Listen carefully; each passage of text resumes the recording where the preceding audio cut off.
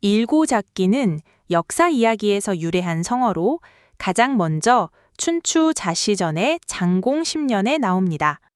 기원전 684년 봄, 강대국 제나라가 약소국 노나라를 공격했습니다.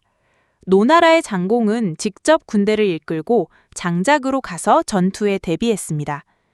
장작에 도착하자 양측은 진영을 갖추고 대규모 전투를 준비했습니다. 제나라 군대가 먼저 기세를 올리며 북을 울려 노나라 군대에 공격을 개시했습니다. 노장공이 출격하려 하자 자발적으로 참전하여 동행했던 조괴가 그를 만류하며 말했습니다. 대왕, 아직 때가 되지 않았으니 조금만 더 기다리십시오.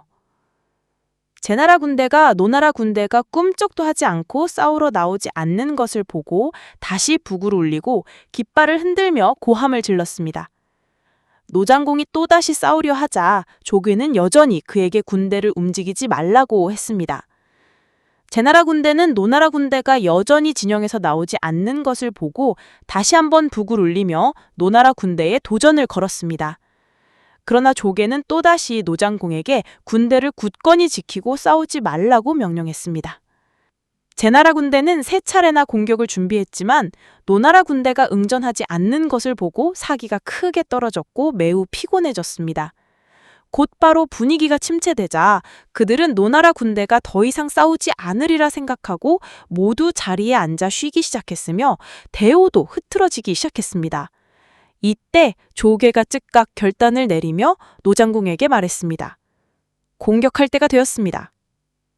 빗발치듯 북소리가 울리자 이미 전의를 불태우고 있던 노나라 군사들이 용감하게 돌격했습니다. 제나라 군대는 미처 방어할 틈도 없이 투구와 갑옷을 버리고 사방으로 흩어져 도망쳤습니다. 전투에서 승리한 후 장공이 조괴에게 물었습니다. 아까 왜 제나라 군대가 3번 공격 북을 울린 후에야 출격해야 했소? 조괴가 대답했습니다. 양군이 싸울 때는 사기가 보통 승패를 가르는 중요한 요소입니다. 첫 번째 북을 올리면 군사들의 모든 정신을 북돋아 이때 용기가 가장 왕성해집니다. 두 번째 북을 올리면 사기가 조금 떨어지고 세 번째 북을 올릴 때는 사기가 쇠퇴합니다. 그때 적군은 세 번째 북을 올릴 때 이미 맥이 빠진 듯한 기색을 보였고 우리 군대는 첫 번째 북을 올리며 정신이 고양되고 용기가 왕성한 때였으므로 그들을 이길 수 있었습니다.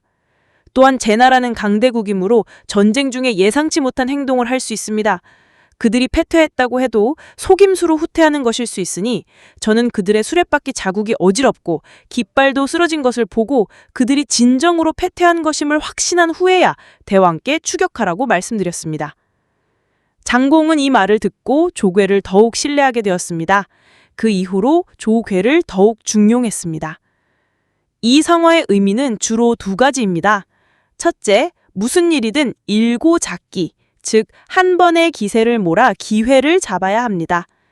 기세는 북돋을 수 있지만 꺾여서는 안 된다는 말처럼 한 번의 기세를 몰아 높은 열정을 유지하고 힘과 형세를 빌릴 줄 알아야 일을 잘 해낼 수 있습니다.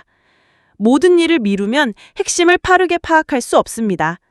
둘째, 일을 할 때는 전략이 무모한 노력보다 항상 중요하며 좋은 타이밍도 필수적인으로 주의 깊게 관찰해야 합니다. 1. 한 일은 하나, 한 번을 의미합니다.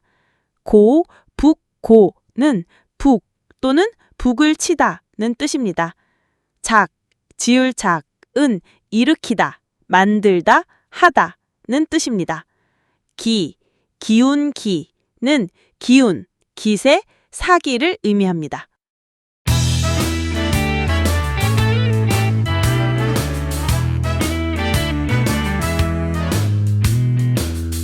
일고잡기. 네, 일고잡기. 이 말 속으로 한번 깊이 파고 들어가 볼까 합니다. 이게 단순히 단숨에 해치운다, 이런 뜻으로만 알고 계시는 경우가 많은데요. 그렇죠. 보통은 그냥 그 기세, 시작할 때의 기세를 많이 떠올리시죠? 맞아요. 근데 이게 사실은 그 뒤에 아주 놀라운 승리의 역사를 담고 있다는 사실 혹시 알고 계셨어요? 네네. 이 말이 기원전 684년, 그러니까 지금으로부터 엄청 오래전이죠.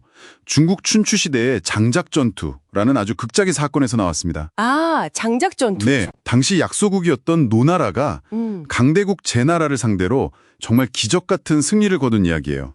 고대 역사서 좌전에 아주 생생하게 기록이 남아 있습니다. 자, 그럼 바로 시작해보죠. 전투 직전에 이 조기가 노나라 군주 장공을 찾아가잖아요. 그러고는 다짜고짜 뭘 믿고 싸우려 하십니까? 이렇게 물었다고요. 네, 그렇죠. 좀 당돌하죠. 네, 이게 단순히 뭐 군사력이 얼마나 되냐 이런 걸 물은 게 아니라 뭔가 더 근본적인 걸 확인하고 싶었던 것 같아요. 그쵸? 맞습니다. 장공이 처음에는 먹을 거나 입을 거 저 혼자 누리지 않고 신하들과 나눴습니다. 라거나 아니면 조상께 제사를 정성껏 잘 지냈습니다. 이런 대답을 해요. 뭔가 좀 예상 가능한 대답들인데요? 네. 근데 조기는 영 탐탁지 않아 했어요. 그 정도로는 부족하다. 백성들의 마음을 완전히 얻었다로 보기는 좀 어렵다. 이렇게 판단한 거죠. 아하, 단순히 뭐 물질적으로 좀 나누어주고 종교적인 의례를 잘 치르는 것만으로는 부족했다. 그럼 도대체 뭐가 조기의 마음을 움직였을까요? 아, 이 싸움 해볼 만하다. 이렇게 판단하게 만든 결정적인 계기가 뭐였죠? 그게 바로 장공의 마지막 대답이었습니다. 크고 작은 재판들을 비록 내가 일일이 다 살피진 못했어도 반드시 백성의 사정을 잘 헤아려서 진심으로 처리하려고 노력했다. 이게 그냥 감정 이런 뜻이라기보다는 백성의 입장에서 공감하고 어떤 신뢰를 바탕으로 다스려는 그 진심, 이걸 뜻한다고 봐야죠. 이게 결정적이었습니다. 와, 그렇군요. 그러니까 공정한 통치, 백성을 향한 그 진심 어린 태도, 이게 결국 군대의 사기, 그러니까 눈에 보이지 않는 전투력이랑 바로 연결된다는 통찰이네요. 네, 그렇죠. 당시로서는 이거 꽤 혁신적인 생각 아니었을까요? 민심이 승리의 열쇠다, 이런 거잖아요. 맞습니다. 아주 중요한 포인트죠. 자, 이렇게 백성의 신뢰라는 어떤 기반을 딱 확인하고 나서 드디어 이제 장작에서 전투가 벌어집니다. 예상대로 그 강대국 제나라 군대가 먼저 북을 둥둥 울리면서 공격을 시작하려고 했죠. 네, 제나라 군대가 첫 번째 북을 아주 크게 울렸습니다. 기세를 올리려고 했겠죠. 근데 조기는 딱 버티고 서서 아직 때가 아니다, 위까 라면서 노나라 군대를 막아섰어요. 오, 버텼군요. 네, 제나라가 이어서 두 번째 그리고 세 번째 북을 울릴 때까지도 노나라 군대는 꿈쩍도 안 했습니다. 이게 바로 조기의 핵심 전략이었던 거죠. 첫 번째 북소리에 사기가 하늘을 찔렀다가 공격을 안 하네? 이러면서 두 번째 북에는 좀 김이 새고 세 번째 북에는 아예 그냥 힘이 쭉 빠져버린다. 이런 뜻이죠. 정확합니다. 이게 단순히 병사들이 육체적으로 지치는 문제가 아니에요. 그보다는 드높았던 어떤 기대감, 투지가 실망감, 허탈감으로 바뀌면서 심리적으로 완전히 무너지는 걸 노린 겁니다. 와, 심리전이었네요. 완전. 그렇죠. 그래서 적의 사기가 완전히 바닥을 쳤다. 바로 그 순간에 포착해서 조기가 외친 거죠. 이제 됐다. 거의. 그러고는 공격 명령을 내렸습니다. 이야, 결과는 불보듯 뻔했겠네요. 네. 그야말로 사기가 충천했던 노나라 군대는 이미 기세가 다 꺾여버린 제나라 군대를 그냥 단숨에 격파해버렸습니다. 조기 스스로도 나중에 설명하기를 저쪽은 사기가 다 고갈됐고 우리는 사기가 충만했기에 이긴 것이다 라고 했죠. 타이밍과 사기 관리에 정말 완벽한 승리였네요. 네, 그렇습니다.